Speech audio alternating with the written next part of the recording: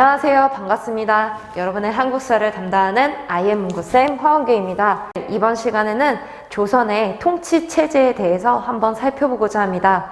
태조 이성계 이후로 조선은 중앙 정치 시스템을 성리학적 유교 질서에 따라서 차근차근 정비를 해왔는데, 오늘은 중앙, 그 다음에 지방, 교육제도와 과거시험 제도, 그 다음에 군사제도를 함께 일목요연하게 살펴보고자 합니다.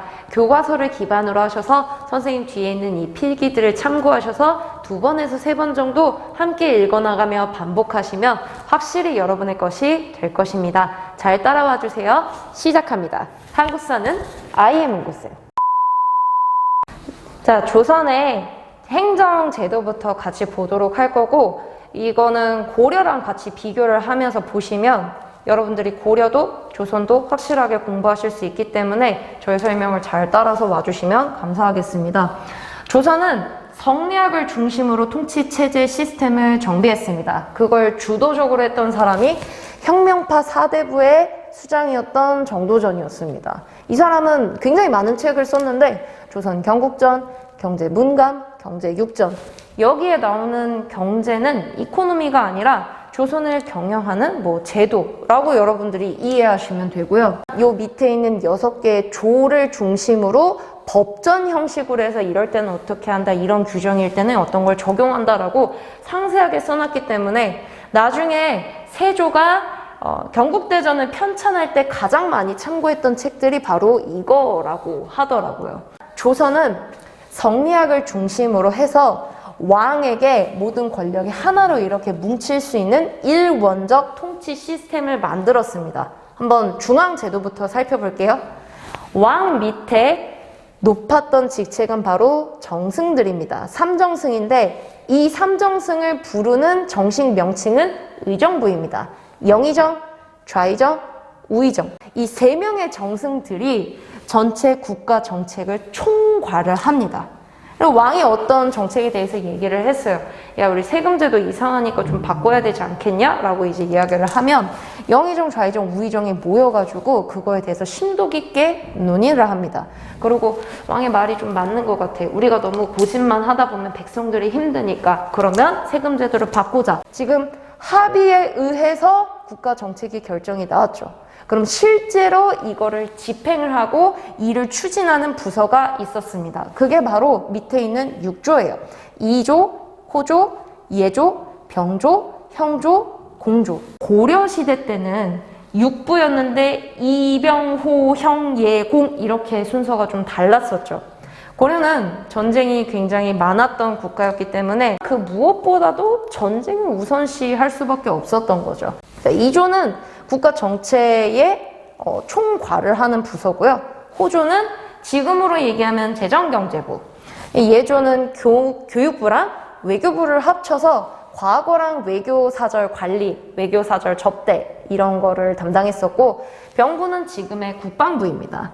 형부는 법과 처벌에 관한 것이었기 때문에 지금의 법무부, 공부는 이제 국토부로 이렇게 매치를 할 수 있겠네요. 이들은 실제적인 업무를 담당하고 집행을 함으로써 각 조마다 전문성과 효율성이 점차 높아졌습니다. 그 다음에 왕의 비서실 역할을 했었던 부서는 승정원, 그 다음에 특별히 이 왕이 현재 마음에 안 든다고 수근수근 왕을 갈아치우자라고 외치면 사실 역모고 반역이고 쿠데타잖아요.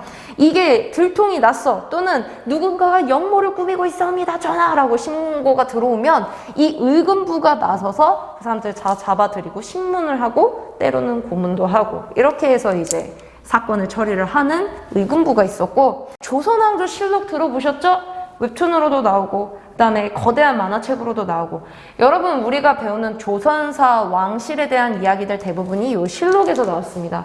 왜냐하면 조선은 정말 철저하게 기록을 했거든요. 왕의 실수, 왕의 언행까지도. 심지어 태종 이방원이 어느 날 말을 타다가 미끄덩 하고 넘어졌어요.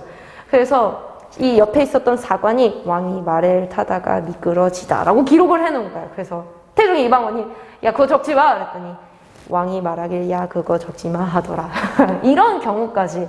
근데 어떻게 보면 굉장히 철저하게 객관적으로 기록하려고 했던 모습이지 않나요? 그래서 이 조선왕조실록은 이 세계의 기록문화유산으로 지정이 되어 있습니다. 굉장히 우리한테 소중한 유산인 거죠. 자, 그 다음에 중요한 부서들이 있습니다. 감찰을 담당했었던 사원부, 왕에게 간증과 간언을 했었던 사간언, 그리고 집현전을 계승하여서 왕의 고문 역할을 했었던 홍문관, 이 세 부서를 합쳐서 바로 삼사라고 합니다. 그거 보시면 왕에게 쓴소리를 할 수 있고 왕에게 학문적으로 도움이 될 수 있고 또한 관리들이 만약에 잘못했다 그러면 수사할 수 있고 뭐라고 할 수 있었던, 보시면 누군가에게 왕권과 신권 둘 중 하나한테 치우치지 않도록 권력의 독점과 부정을 방지하는 역할이었었죠.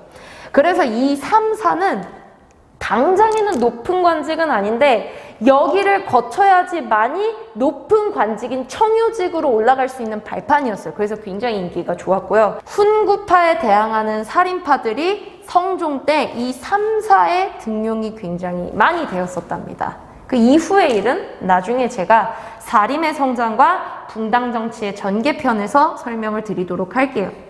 고려시대의 3사는 송나라의 영향을 받아 회계, 곡식 이런 거를 담당을 했었다면 조선시대의 3사는 언론의 역할을 했었다는 거죠. 언론의 역할이 뭐예요? 잘한 건 잘했다, 못한 건 못했다, 국민의 어떤 의견을 이렇게 대변을 해주고 정책이 어떻게 가야 될지를 바른 소리로 이끌어주는 거, 굉장히 중요한 거죠. 이렇게 권력의 독점과 부정을 방지를 하는 그 역할을 가진 기구, 이거 사실 흔하지 않아요. 나한테 쓴소리를 하겠다는 소리잖아요, 스스로가. 자, 그 다음은 한양이 수도였으니까 수도 전체의 치안과 행정을 담당했었던 한성부. 지금으로 따지면 서울시청쯤 되겠네요. 그 다음에 특이하게도 노비에 대한 소송을 담당하는 장례원이 있었습니다. 이거 중요한데 교과서에 이제 좀 언급을 하고자 제가 이걸 갖고 왔어요. 여러분, 조선은 산업공상에서 양반, 이제 주인, 평민, 천민 이렇게 있는데 천민은 사실 사람이지만 그때 당시는 말하는 짐승이었고 값이 굉장히 비쌌다고 합니다. 그래서 소송 문제가 많이 있었나 봐요. 그래서 장례원을 두어 그거를 관리 감독을 했고, 그 다음에 국가 고등교육기관이었던 성균관이 이 중앙에 있었습니다. 지금으로 따지면 대학이라고 생각하시면 돼요. 우리가 고구려 소스림왕 때 태학을 설립했다. 여기서부터 시작해서 통일신라 초기 신문왕 때에는 국학, 그리고 발해는 주자감, 고려는 국자감에서 이름이 바뀌어서 나중에 성균관으로 이름이 바뀌었다. 이거를 배웠었잖아요. 조선시대의 교육제도는 관리를 선발하는 방식인 과거랑 굉장히 밀접한 연관이 있습니다. 이거는 이따 제가 설명을 해드릴게요. 성균관 이외에도 교육제도를 좀 살펴보면 중앙에 동서남북에 4부 학당을 또 세워서 양반 자제들을 교육을 시켰고, 지방에는 공립학교였던 향교를 세웠습니다. 공립학교였으면 사립학교도 있었다는 소린데, 네, 사립학교는 개개인이 세운 서원이 있었죠. 우리는 아무래도 도산서원, 옥천서원, 병산서원, 이 서원들이 조금 더 익숙하죠. 그리고 고려시대 때 구제학당, 문헌공도 이런 식으로 사학 12도 해서 사교육에 대한 이야기들이 좀 더 많이 나왔었죠. 그거랑 같이 연관해서 생각을 해볼게요. 자, 중앙 정치 시스템이 왕을 중심으로 성리학적 유교 질서에 따라 견제와 균형의 원리에서 이렇게 세워졌다면 지방을 한번 볼게요. 조선은 지방을 8개의 도로 나뉘었습니다. 지금 대한민국도 8도 아니에요? 그거는 큰 도를 북도랑 남도로 반으로 쪼갰으니까 좀 더 나뉘어지는 거고, 사실 우리가 통일을 했다면 아니면 아예 분단 자체가 안 됐다면 역사가 참 많이 달라지지 않았을까요? 함경도, 평안도, 황해도 이런 식으로 있으니까요. 자, 이 8도에는 조정에서 관찰사를 파견을 합니다. 그리고 이 8도 밑에는 제가 조금 자세히 가져왔어요. 부목, 군현으로 그 크기에 따라서 일반 군현의 이름을 이렇게 정했었죠. 고려시대에는 성종 때 12목을 정하고 외관을 파견했었다라고 나오고, 그 다음에 5도 양계 이러면서 선생님이 알려줬었죠. 고려시대에 비해서 조선은 지방 통치 시스템이 좀 더 세밀해지고 특징이 있습니다. 일단 특수행정구역이었던 양부곡소가 없어지고 모든 일반 군현으로 다 편제를 시킵니다. 그리고 고려시대는 수령이 있었던 주현, 수령이 없었던 속현으로 나뉘어졌었다면 조선시대는 아주 작은 현에도 현감, 현령이 파견될 정도로 모든 군현에 수령을 파견했습니다. 그게 고려시대랑 다른 특징 두 가지예요.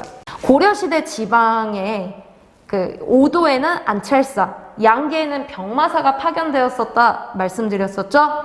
팔도에는 관찰사가 있었고 이들은 고려시대 안찰사가 상설 행정기구, 앉아서 이렇게 진무를 보는 기구가 없었던 거랑 달리 가명에서 자기 밑에 있었던 수령들의 이 행동이 어땠는지, 이 사람들이 일처리를 어떻게 했는지를 보고를 받고 인사고과에 보고를 드렸습니다. 이거는 그냥 알아만 두세요. 수령들이 그 크기에 따라서 좀 이름이 달라요. 부윤 또는 부사, 그다음엔 목사, 그다음에 군수, 현감, 현령 이런 식으로 차근차근 있었는데 보시면 왕의 명령을 받아서 그 지방의 세금과 행정, 사법을 왕 대신 관리를 하니까 수령의 권한이 굉장히 셌겠죠. 행정, 사법, 군사에 대한 권리들을 가지고 있었고 수령들은 7개의 의무가 있었습니다. 그게 수령 7사예요. 농업을 진흥시키고 교육을 잘하며 풍속을 교화하고 여러 가지 것들이 있는데 교과서를 참고해서 이게 있었고 조선이 왕을 통해서 수령에게 원했었던 건 이거였구나. 농업을 중심으로 잘 살았으면 좋겠다. 유교 질서를 잘 지켰으면 좋겠다. 이걸 이해하시면 됩니다. 그 다음에 하나 더. 고려시대에는 굉장히 컸었던 향리가 조선시대에는 엄청 그 격이 떨어집니다. 그냥 단순히 수령을 보좌하는 보좌직으로 떨어지고요. 고려시대의 향리는 정호층으로서 외역전을 받았었다면 조선시대는 그게 없어요. 뭐예요, 쌤? 무료봉사예요? 그럼 잘 생각해 보세요. 누군가는 부유하거나 누군가는 정말 착하거나 그래서 그런 정책들이나 이런 걸 수령을 잘 보좌해서 하지만 국가일이라는 게 쉽지는 않잖아요. 어떤 공무원으로서의 그 봉급이 없다면 힘들단 말이야. 그래서 나중에 조선 후기를 점점 가게 되면 향리들의 부정부패가 말도 못하게 극심해져요. 그래서 삼정의 문란이라는 아주 큰 문제가 나오기도 하고요. 자, 이렇게 지방에 왕의 명령을 받든 수령, 즉 외관이 파견이 되어 옵니다. 그럼 그 지방의 기존에 살고 있었던 양반들도 있었겠죠. 잘 보세요. 그 지방에 힘께나 쓴다 하는 또는 전통적인 가문 출신의 양반들을 모아서 사족이라고 합니다. 이들은 저번 시간에 배웠던 훈구파에 대항하는 살인, 조금 거슬러 올라가 볼까요? 고려 왕조를 멸망시킨 이성계와 혁명파 신진 사대부들한테 붙지 않은 온건파 신진 사대부들이 낙향에서 서원을 세우고 제자들을 양성하면서 그 마을을 유교적으로 관리를 하는 겁니다. 잘 보세요. 그 사족들이 모여서 회의를 하는 그런 집단이 유향소예요. 일단 장소라고 생각하세요. 그리고 여기서는 그 양반과 사족들, 유림들의 의견을 모아서 여론을 만듭니다. 그 모이는 회가 향회고 그들의 이름이 적힌 그 리스트가 향안이에요. 그 다음에 아까 얘기했던 사립학교 서원, 교육을 담당하고 또 공자나 그 지역에 존경받을 만한 선비들에 대해서 제사를 지내는 곳, 그래서 제사도 같이 지내요. 그 다음에 향약은 사림들이 그 마을에서 지켜야 하는 약속이라 그래서 이 향약을 가지고 백성들을 교화시키고 통제를 했었답니다. 가장 큰 농민 통제책 중에 하나였던 거죠. 그래서 이 유양소에 있었던 사족들은 중앙에서 내려온 수령과 이게 눈치 싸움도 하고 살짝 텃세도 부리면서 한편으로는 또 양보해주면서 밀당을 하면서 지방에서 같이 의견을 조율을 해나갔던 겁니다. 그러면 중앙에서 지방의 사정을 알기 위해서 그 지방 출신의 관리들을 이용했어야 되는 거죠. 그래서 중앙에서는 경제소를 두고 그 지방 출신의 관리가 여기를 통해 연락을 담당하면서 동향이 어떤지를 보고하는 경제소라는 기구도 있었습니다. 좀 복잡하죠? 근데 여러분, 사실 선생님의 설명은 이해하기 쉽게 말씀을 드리는 거고, 여러분들이 기억하셔야 될 건 요 키워드입니다. 이거를 막 똑같이 외워야 돼 그러실 필요는 없고, 고려랑 비교를 해서 보시면 이게 좀 더 세부적으로 탄탄해지면서 시스템화 됐구나 라고 이해하시면 돼요. 그러면 이렇게 거대한 행정 조직을 담당할 관리들을 어떻게 뽑고, 또 외적들이 쳐들어왔을 땐 어떻게 방어하는가, 교육과 군대 시스템 칸이 모자라서 옆으로 조금만 옮겨서 함께 보도록 할게요. 조선시대는 시험을 쳐서 관리들을 뽑았습니다. 이건 지금도 마찬가지죠. 공시, 9급, 7급, 5급 엄청나게 많잖아요. 조선시대는 성리학을 중심으로 시험을 쳤습니다. 그래서 문신들을 뽑는 문과가 가장 중요하게 여겨졌어요. 양인 이상, 즉 천민 노비만 아니면 과거 시험을 누구나 치를 수 있는 게 사실은 원칙이에요. 근데 원칙보다는 일반 농민들이 농사를 짓고 세금을 무겁게 내면서 밤에 공부하기가 정말 쉽지 않거든요. 저도 경험해봤지만 새벽같이 나가서 진짜 오후에 늦게 끝나도 잡무라든지 수업 준비라든지 이게 남아있거든요. 그걸 하고 집에 들어오면은 10시, 11시. 자기 바빠요. 그러고 다시 새벽같이 일어나서 출근하고 하루를 복잡하게 보내죠. 그래서 공부하기가 정말 쉽지가 않았어요. 그래서 주로 양반 자제들이 이 문과 시험을 쳤었고, 다만 조선 성종 때 이 법이 제정됐습니다. 서얼, 즉 양반과 양인 여자 사이에서 나온 아들, 또는 양반과 천민 여자 사이에서 나온 아들을 서자 얼자 그래서 서얼이라고 그러고, 재가녀는 남편을 잃고 재혼한 여성을 이야기해요. 근데 재가녀의 아들은 시험을 치를 수가 없대요. 쌤, 이게 뭐예요? 말도 안 되는 거잖아요. 말도 안 되는 게 지금 시대였지만, 이때 시대는 성리학적 유교 질서가 가장 중요하게 작용됐기 때문에 서얼과 재가녀의 아들은 과거 시험을 치를 수가 없었습니다. 그러면 남편이 죽고 다시 한번 사랑할 수 있는 기회가 온 여성들은 눈물을 머금고 자기 아들을 위해서 그 사랑을 포기하거나, 심지어는 남편에 대한 수절을 지키기 위해서 자살도 강요당해요. 되게 아픈 역사인 거죠. 자, 어쨌든 이러한 시스템으로 움직였었어요. 고려시대는 전쟁이 많았던 시대임에도 불구하고 무과가 없었는데, 조선시대는 무과가 있고요. 승과가 없었습니다. 조선은 불교에 대해서 호의적이진 않아요. 정도전이 쓴 책만 해도 불시잡변이잖아요. 물론 나중에 세종, 세조, 말년에는 이 불교에 대해서 좀 호의적으로 절도 짓고 되게 많은 일들을 하긴 하는데, 어쨌든 고려에 비해서는 굉장히 그 대우가 확 하고 떨어졌습니다. 그 다음에 잡과, 기술직이에요. 사실 지금 시대는 이과 과학의 시대잖아요. 법관, 의사, 율학, 산학, 지금으로 따지면 굉장한 엘리트들이 이 조선시대는 중인으로 되게 천대받았습니다. 에이, 양반도 아닌 것들이 왜 나대? 니네들은 잡학이나 배우는 거잖아. 세상에. 역사의 만약이라는 건 없지만 우리가 기술을 좀 더 소중히 여기고 그랬었다면 대한민국의 모습 또는 조선의 모습은 어떻게 달라졌을까요? 법학, 율학, 의학 이런 기술직들은 해당 관청에서 시험을 치렀습니다. 문과는 또 다른 이름으로 대과라고도 했습니다. 그러면 성균관 유생들은 어떻게 해요? 잘 보세요. 소과라는 거를 치릅니다. 일단 이 소과라는 거를 치러요. 이거는 진사시, 생원시 이렇게 나뉘어요. 진사는 명경과, 유교의 경전을 가지고 보고, 생원시는 제술과, 논술 시험이라고 생각하시면 돼요.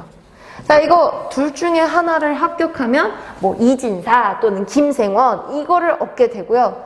여기서 바로 사실 대과를 치러도 되지만 성균관으로 들어가요. 이렇게. 그래서 성균관에서 수학을 하고 나중에 대과를 이렇게 치르는 겁니다.